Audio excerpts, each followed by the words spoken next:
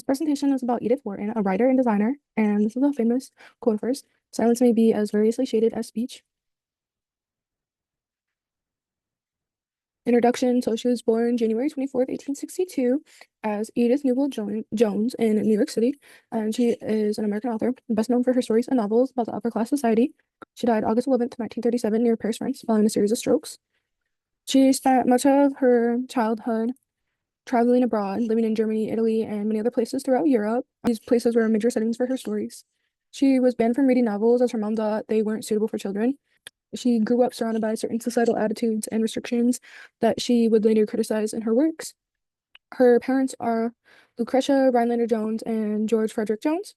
She was the last child and the only daughter in a very wealthy family that had very high societal expectations. She had two older brothers, Harry and Frederick. They were over a decade older than her. I was with this man named Harry Stevens for a short amount of time. I'm not sure if they were married or if they were just in a relationship, but the relationship ended due to Stevens' mother believing Edith was below her son's social standing. And then a little bit later on, her parents were worried she was smart and that would make it hard for her to find a husband. So at age 23, she married Edward, or Teddy Robbins Wharton, to like please her parents. Her dad was on his deathbed when they were worried about that and stuff. Her and Teddy ended up moving to Newport, Rhode Island. They stayed there until 1989, and then they returned to New York City. And she actually designed the house that they moved to in Rhode Island, and they had to give that up when they returned to New York City. And I forgot the reason why they had to return, but I believe it was Teddy's fault or something involving Teddy. And then eventually Teddy divorced her, saying, "I'm no good," on Puss's high plane of thought. And that was in 1912. And later, way later on in life, she ended up describing this man named Walter Berry as the love of her life. He was an old friend she met before her previous marriage with Teddy, and they shared many interests, and they were very close until he died in 1927.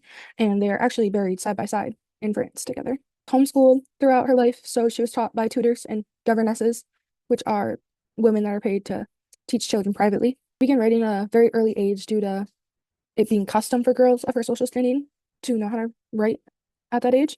She made use of her father's large library, and at age 15, she wrote a novella called Fast and Loose, which is a book that is shorter than a novel, but longer than most short stories. And I mean, Google could have been wrong, but I think this is her writing right there. And then she was also the first woman to receive a honorary doctorate degree from Yale University, which is really cool.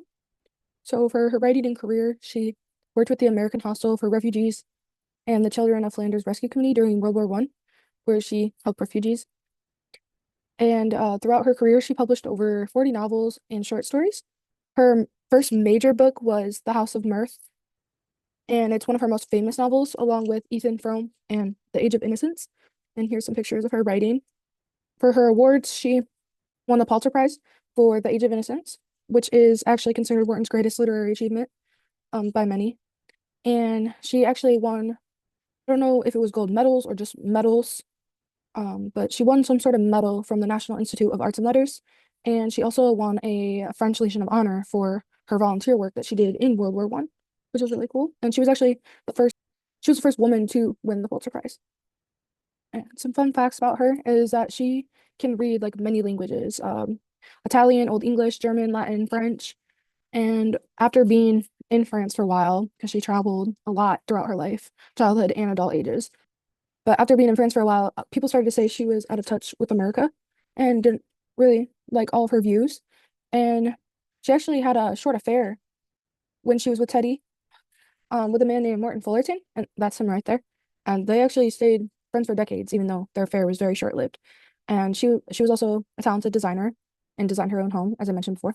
And she loved dogs so much. There's like two pictures of her with her dog. She had canines throughout her whole life. And then this is just like Latin. I just put some Latin words up there to add to the pictures. But yeah, those are some fun facts. And why I love Edith Wharton. She's a very intelligent woman, and she challenged the expectations placed on women during her time. Especially, it was not really that good of a time in society to be a woman who was smart and spoke her mind and challenged certain societal views. So that takes a lot of courage, and I really respect that. And she was one of the first like major female American writers like of all time. So like I think that's awesome. She continued to speak her voice about those expectation society placed on women through her art, which was her books. I really respect that she didn't let the way that she was raised limit her view on the world. I feel like a lot of people nowadays, or even just like throughout history, have let the way that they were raised and the way that society acted when they were brought up really like affect their point of views throughout their whole entire life. And I respected that she didn't let that limit her views. Drew me to Edith Wharton was that she was the first woman to win a Pulitzer Prize. I thought that was really cool. And I thought it was awesome that she did volunteer work and that she was also a designer on top of it. Little variety in there. For the first quote that I chose, "The real loneliness is living among all these kind people who only ask one to pretend." Throughout Edith's life, she was pressured by societal expectations that she grew up with. I feel like that also relates to society today because I'm sure many people can relate to the pressure of societal expectations. And this pressure from society can make people feel really isolated. And I feel like society can also relate to this isolation because even in even nowadays, people are pressured to be silent about their struggles and just kind of be strong and suffer in silence instead of talking about it. And that can feel really lonely. And I can also relate to this myself because I struggle with mental health. And I feel like that consists of putting on a lot of brave faces around people when you're not really okay. The second quote that I chose is, "There are two ways of spreading light, to be the candle or the mirror that reflects it." So you don't always have to be the light source, you don't always have to be standing out or going above and beyond and accomplishing a whole bunch of like really cool things to be an important person. You can be the person who reflects others' lights on society. And in a way, you are the light, I guess, in that sense. Like I feel like in today's society, people are constantly pressured to do really outstanding things. And I think this is a nice message to society that people who don't do those outstanding things can still help by spreading awareness and supporting others that are shining their light, if that makes sense. The last quote I picked is, "If only we'd stop trying to be happy, we could have a pretty good time."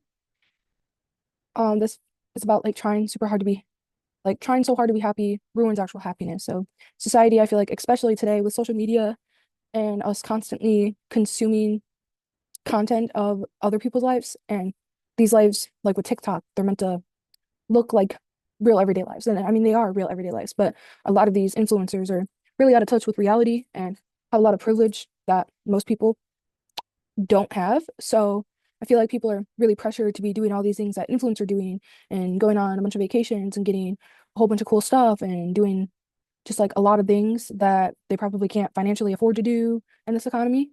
And I feel like that can take away, focusing on all of that superficial stuff can take away from real happiness and the small things in life, which I feel like this quote is about. So I feel like that definitely relates to society today. This book that I chose to talk about hers is House of Mirth, and it was Wharton's first major book, as I mentioned before.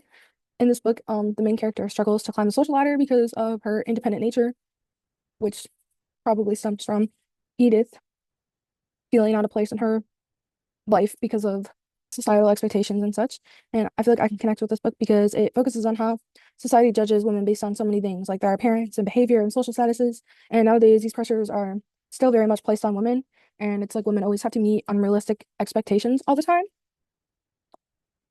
The next book is Ethan Frome, and it's a tragic love story that explores things about like emotional isolation. And I can definitely relate to this, I feel like, because there's been multiple moments in my life where I felt trapped in ways as well.